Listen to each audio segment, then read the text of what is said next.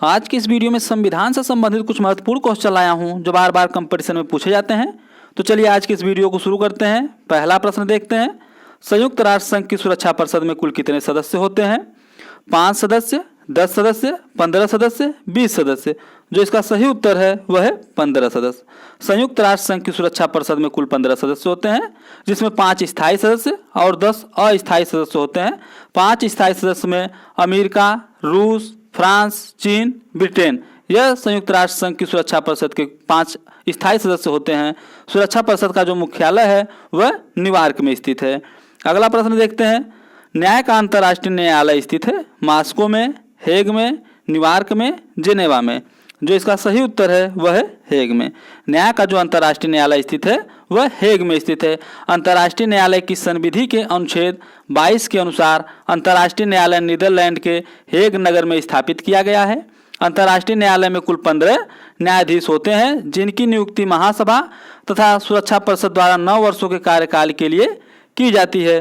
अगला प्रश्न देखते हैं, अंतर्राष्ट्रीय न्यायालय के निर्णय को कौन लागू कराता है? महासभा, महासचिव, सुरक्षा परिषद, कोई नहीं। जो इसका सही उत्तर है वह है सुरक्षा परिषद। अंतर्राष्ट्रीय न्यायालय के निर्णय को सुरक्षा परिषद जो है लागू कराता है। अगला प्रश्न देखते हैं, मौलिक अधिकार भारतीय संविधान में किस देश से लिया गया है? America, Canada, Germany, Ireland. जो इसका सही उत्तर है वह है अमेरिका के संविधान से। अमेरिका के संविधान से भारतीय संविधान में मौलिक अधिकार को लिया गया है। जो भारतीय संविधान के भाग 3 वह अनुच्छेद 12 से 35 तक में इसका उल्लेख किया गया है। अगला प्रश्न देखते हैं, पंडित जवाहरलाल नेहरू का संबंध किस समिति से है?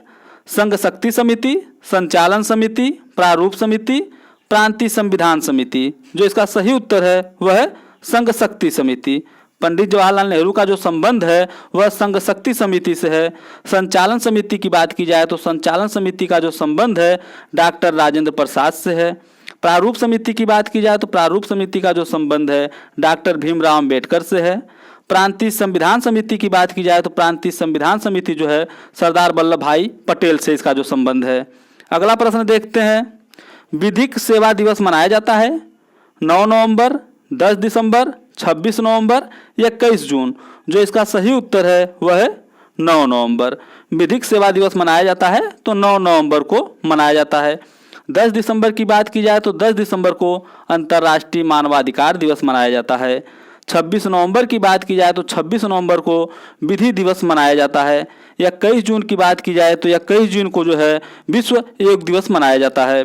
अगला प्रश्न देखते हैं,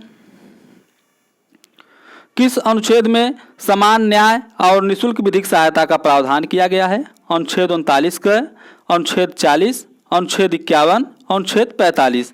जो इसका सही उत्तर है वह है अनुच्छेद 39 का। अनुच्छेद 39 का में समान न्याय और निःशुल्क विधिक सहायता के बारे में प्रावधान किया गया है। अनुच्छेद 40 की बात की जाए तो अनुच्छेद 40 में ग्राम पंचायतों का संगठन के बारे में प्रावधान किया गया है।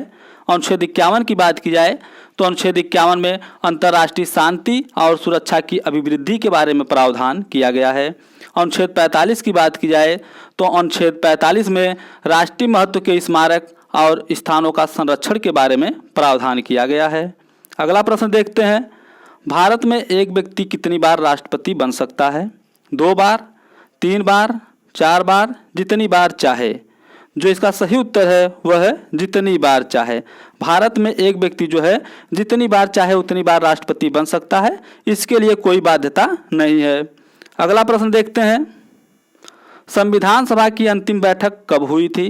22 जुलाई 1947, 24 जनवरी 1950, 9 दिसंबर 1946, 11 दिसंबर 1946।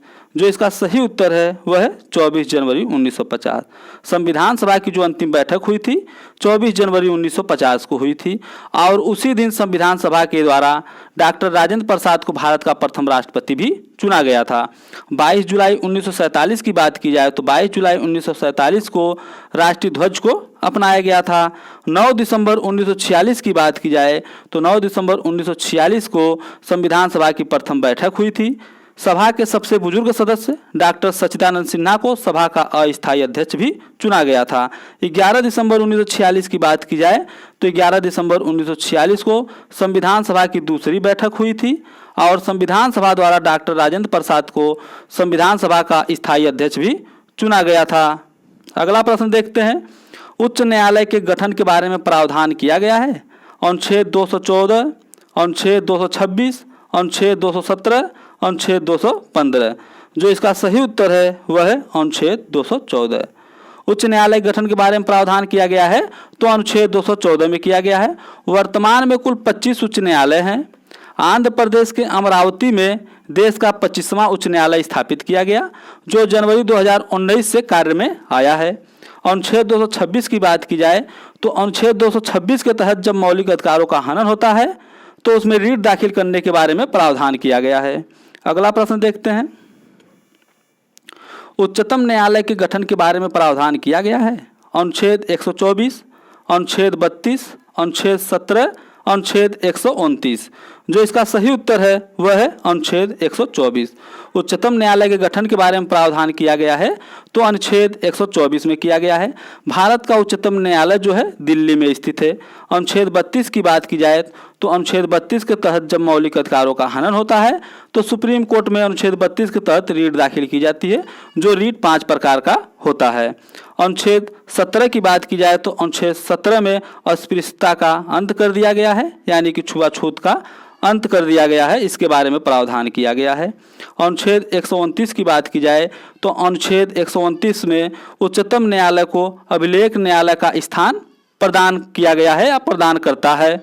अगला प्रश्न देखते हैं, किस दिन भारत संयुक्त राष्ट्र का सदस्य बना था। 24 अक्टूबर 1945, 30 अक्टूबर 1945, 26 जून 1945, 15 अगस्त 1947।